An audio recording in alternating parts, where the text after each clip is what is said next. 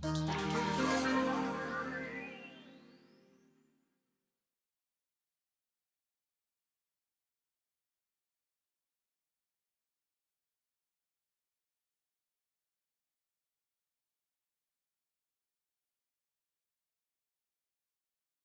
Christian Lallier, euh, Bonjour, bonjour vous- Antoine Rava.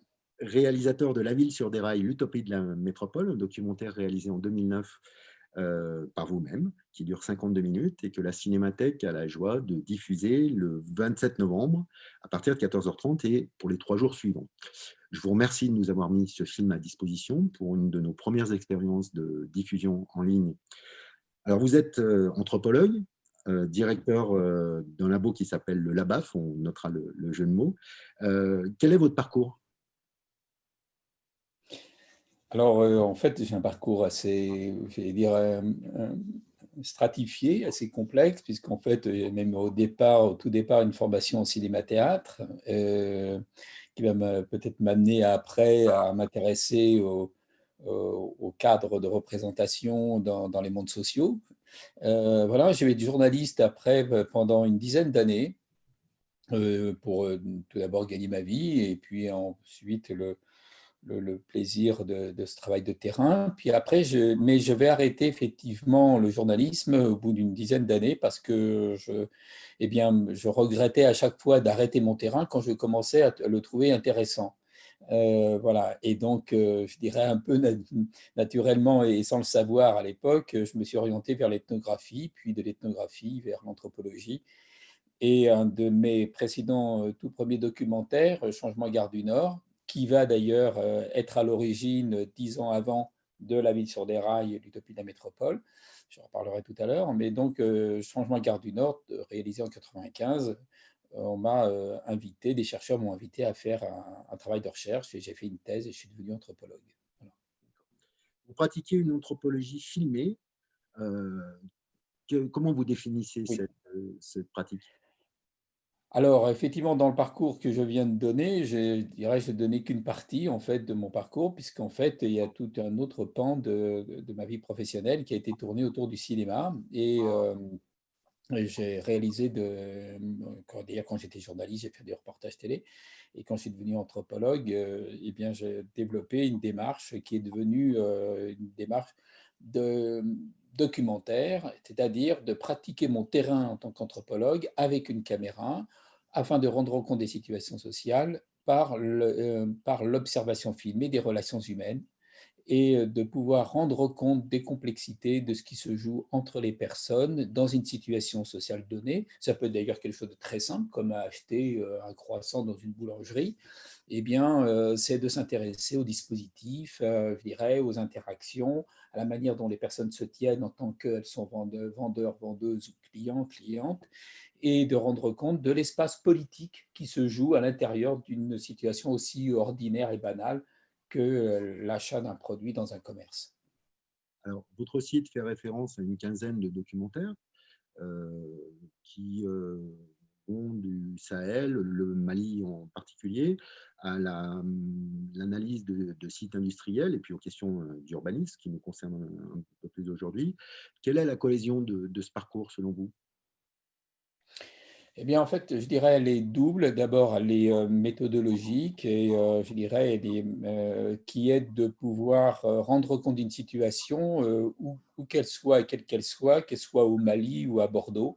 Et comme j'aime à dire dans mes cours que je peux donner à l'université, c'est qu'il s'agit de pouvoir filmer de la même façon une réunion de chantier à Bordeaux qu'une réunion à Bureau du Sahel. Parce que nous sommes à chaque fois dans des interactions humaines et des situations sociales qui ont en fait sont structurellement exactement les mêmes.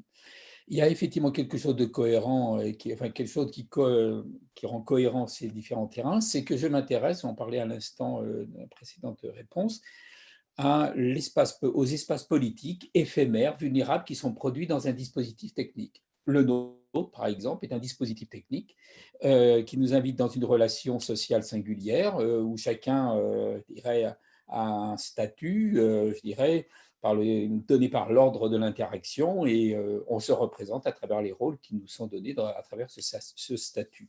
Et il y a un espace politique Et c'est cet espace politique que j'aime à rendre compte, notamment à travers des projets qui engagent des personnes dans des intérêts qui peuvent être divers et variés. D'acheter un croissant, c'est pour le manger, mais la commerçante qui me vend le croissant, c'est pas pour le manger, c'est pour faire quelque chose de mon argent. Donc il y a bien une transaction qui se joue sur des intérêts partagés et qui s'équilibre à travers des espaces politiques. C'est ça qui m'intéresse. Que ce soit de rendre compte, je dirais, d'un projet, je dirais, éducatif et culturel comme j'ai pu le suivre, on a pu le suivre sur l'opéra à Lyon, ou qui est d'autres sujets comme au Mali, par exemple, et sur la construction de l'électrification d'une ville. Et là, en l'espèce, sur eh bien, l'urbanisme par le rail, c'est exactement ça, c'est-à-dire c'est de s'intéresser à l'espace politique produit par le développement d'un urbanisme appuyé sur le rail, et qui Alors, n'est pas le même qu'un urbanisme développé autour de la voiture. ce film, vous le réalisez en 2009. Quel est le contexte de sa réalisation? La ville sur des rails, l'utopie de la métropole, a été réalisée entre 2008 et 2010, et à la demande de la mission transport de la direction de la recherche et de l'innovation du ministère du développement durable, et donc de l'époque. Et alors, en fait, c'est André Penny qui dirigeait la mission transport et qui connaissait mes travaux depuis de nombreuses années, puisque c'est lui qui avait été à l'origine de ce film dont je parlais tout à l'heure, Changement Gare du Nord, qui était déjà sur la question de la ville autour des gares. Ce film a beaucoup tourné, a été énormément mobilisé, notamment par le milieu de la recherche dans le domaine du transport et de l'urbanisme. Voilà, ça m'a valu une certaine confiance d'André Penny qui m'a, je dirais, donné, je dirais, toute indépendance de travail sur ce projet. Quelle démarche de recherche vous adoptez dans l'objectif de cette réalisation? Alors, en fait, quand j'ai commencé ce travail de recherche, puisque ça a été accompagné pour moi d'un assez important travail de recherche, dont j'ai aujourd'hui deux énormes classeurs de documents et d'échanges que j'ai pu faire avant tournage, ce qui n'est pas toujours le cas. Des fois, parenthèse faite, j'allais tourner sur des terrains au Mali ou même en France, des fois c'est assez court. Voilà. Mais là, ça demandait, vu l'amplitude, la vastitude, j'allais dire, du terrain, ça me demandait un travail un peu fin. Et aussi également, parce que ce que l'on me renvoyait ne me paraissait pas enfin, suffisamment pertinent, en tout cas, ne me donnait pas une assise suffisante pour faire un terrain. On me disait, bah, il faut développer le transport en commun pour lutter contre le réchauffement climatique. J'y voyais bien un discours un petit peu tout fait, que j'avais d'ailleurs à tous les niveaux, je dirais, que ce soit au niveau des personnes mobilisées sur le terrain que dans les hautes sphères, j'allais dire, du ministère. Et ça n'arrivait pas à me convaincre complètement parce qu'on en était au début, il y a une dizaine d'années, que développer du rail, c'est quand même une autre affaire enfin, voilà, qui est très très lourde financièrement, politiquement, c'est des enjeux énormes, et que ça me paraissait un peu, voilà, je n'étais pas convaincu. Et puis il y avait des études qui montraient qu'en fait le rail nécessitait des développements d'énergie aussi considérables. Et j'ai compris en fait que tout se jouait autour de la question de la gouvernance territoriale. C'est-à-dire que, et c'est ce que donne le double titre du film, qui donne un peu je dirais, la clé de sol, qui donne le cadre d'analyse qui a été la mienne. La ville sur des rails, l'utopie de la métropole. En fait, la ville sur des rails, je me réfère en fait à l'histoire à la fois du développement du chemin de fer, et notamment du chemin de fer américain, où de nombreuses villes américaines, au moment de la conquête de l'Ouest, se sont développées, je dirais, progressivement, qu'avançait, je dirais, la construction des lignes de chemin de fer. Et donc, c'est retrouvé en France, et c'est retrouvé en Europe, c'est retrouvé, j'imagine, peut-être même en Russie à l'époque. Et tout. Donc, les villes se sont développées avec le rail et se sont développées autour du rail. On le voit dans les scènes de Far West, etc. Et sauf qu'à partir des années 50, c'est ce que est dit au début du film, je dirais il va y avoir une explosion effectivement de la voiture qui va entraîner des transformations d'ailleurs aussi au niveau des économies, hein. Il va y avoir une perte des grandes économies étatiques et donc on va avoir une périurbanisation qui va exploser. Et avec une perte, je dirais, d'une certaine manière, de la gouvernance territoriale. Puisque, en fait, alors encore plus avec le GPS, où on se déplace dans des zones urbaines, on ne sait même pas où on est, puisqu'on suit simplement le GPS qui nous est indiqué. Donc, qu'est-ce que c'est que de gouverner un territoire urbain, comme le disent un géographe dans le film, lorsque les seuls à ne pas bouger, il caricature un peu, mais j'aime bien cette caricature où il dit que les seuls à ne pas bouger, c'est quasiment les élus. Tout le monde bouge, la moitié des gens ne travaillent pas là où ils habitent et l'autre moitié n'habite pas là où ils travaillent. Donc on voit bien qu'il y avait quelque chose à repenser l'urbain à travers une approche structurelle, structurante, systémique que peut apporter le rail. Et cette approche justement de l'espace politique produit par le dispositif du rail, je le trouve intéressant tout en prenant dedans, en enchâssant dedans des problématiques telles que évidemment la question du développement durable. Alors, dans le film, les gares, mais aussi les voies de circulation, prennent une place nouvelle, une place réelle, et puis une place symbolique complètement nouvelle. Qu'est-ce que ça veut dire, ça, pour vous?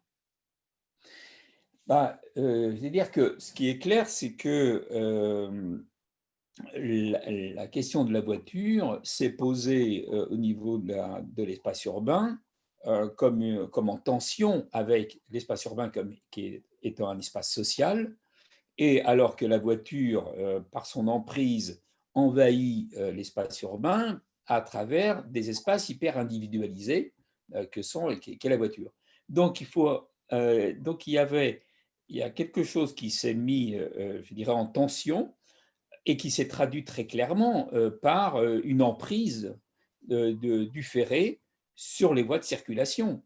Je dirais qui progressivement ont empiré sur les voies de circulation. On voit très bien des grandes avenues qui tout d'un coup sont réduites à la portion routier, en plus qu'il faut partager avec les bus, et que les voitures n'ont plus que cet endroit à emprunter. Donc la voiture est ramenée, je dirais, à, à être, je dirais, un mode de transport, je dirais, qui est, je dirais, toléré, je dirais, mais si vous pouviez prendre autre chose, ce serait mieux. C'est à chaque fois ça qu'on nous renvoie. 1970, on a un Saint-Étienne fait pour la voiture. À partir de 2000, on est dans un Saint-Étienne fait pour le transport ferré, qu'il soit le train, le tram. D'accord. Absolument. Oui, et, tout à fait. Et le TGV. Il y a, oui, depuis 80 ans. Dans le film, il y a un concept fondamental qui est le concept de bifurcation. C'est le thème de la Biennale du Design 2021. Qu'est-ce que ce concept de bifurcation veut dire pour vous? En fait, c'est que on voit que la ville, à travers je dirais, une carte ferroviaire, devient un lieu de bifurcation. C'est-à-dire que, tout simplement, vous allez dans une gare, vous voulez aller à Marseille, à Saint-Étienne, si vous ne prenez pas le TGV, l'agent SNCF va vous dire vous changez à Lyon.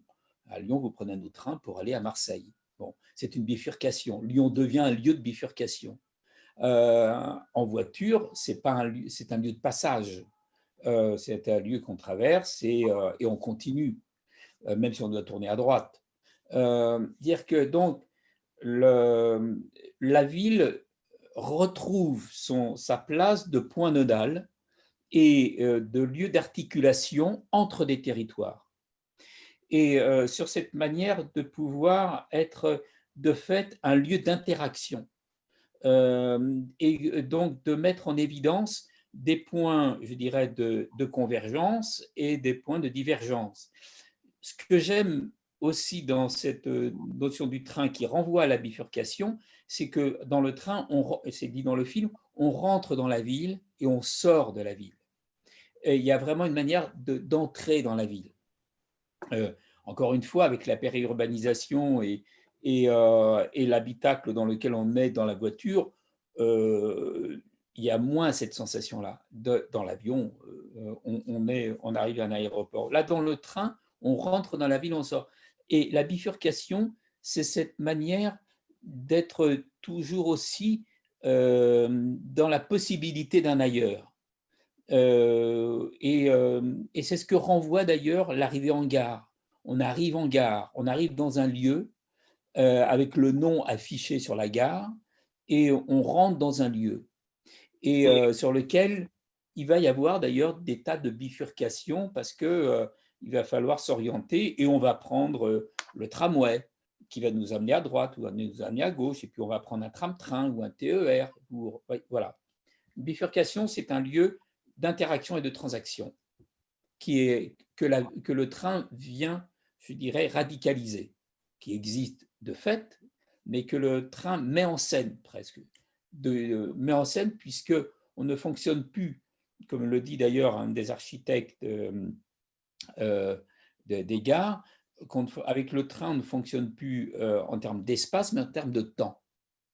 On a des horaires et on va prendre le train à telle heure ou le tramway d'ailleurs qui passe toutes les 2 minutes, etc. Donc on est avec le transport en commun et le train, on est plus que jamais dans un espace, dans l'espace temporel, je dirais, de l'urbain. Et cet espace temporel de l'urbain, c'est celui justement de négocier ces changements, parce que c'est à telle heure que je dois être à tel endroit pour pouvoir changer et prendre tel autre train. Vous voyez? Donc cette notion de bifurcation, elle est vraiment mise en scène à travers la question de la temporalité et de la gestion du temps.